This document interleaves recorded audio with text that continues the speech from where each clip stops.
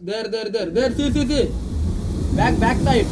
Last year 25,000 రూపాయల లోపు మంచి గేమింగ్ ఫోన్ చెప్పమంటే మనకు ఫస్ట్ గుర్తొచ్చే ఫోన్ పోకో X6 Pro. దాని సక్సెసర్గా ఇప్పుడు పోకో X7 Pro అయితే మార్కెట్లో లాంచ్ అయింది. ఈ ఫోన్లో మెయిన్ హైలైట్ వచ్చేసరికి 6550 mAh బ్యాటరీతో అయితే వస్తుంది. 90 వాట్ ఫాస్ట్ ఛార్జింగ్ సపోర్ట్తో వస్తుంది. అంత బరువు అయితే లేదు, ఇంత mAh బ్యాటరీ ఉన్నా. ఇంకా పర్ఫార్మెన్స్ విషయానికి వస్తే ఇది మీడియాటెక్ డైమెన్సిటీ 8400 అల్ట్రా ప్రాసెసర్తో అయితే రన్ అవుతుంది. గేమింగ్ పర్ఫార్మెన్స్ విషయానికి వస్తే ప్రెజెంట్ BGMI 60 FPS లో హ్యాండిల్ చేస్తుంది. ఈ ప్రాసెసర్కి 120 FPS వరకు క్యాపబిలిటీ ఉంది. మేబీ ఫ్యూచర్ అప్డేట్లో ఈ 120 FPS BGMIకి తీసుకురావచ్చు. కెమెరా విషయానికి వస్తే 50 మెగాపిక్సెల్ సోనీ సెన్సార్తో అయితే వస్తుంది. పోర్ట్రేట్ షాట్స్ అయితే చాలా బాగా వస్తున్నాయి.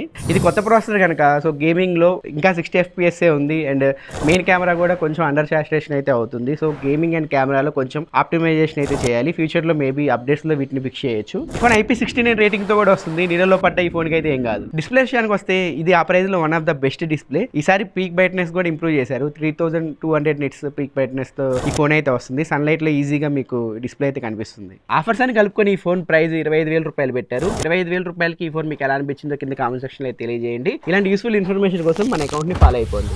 Scope करो. Scope यही ना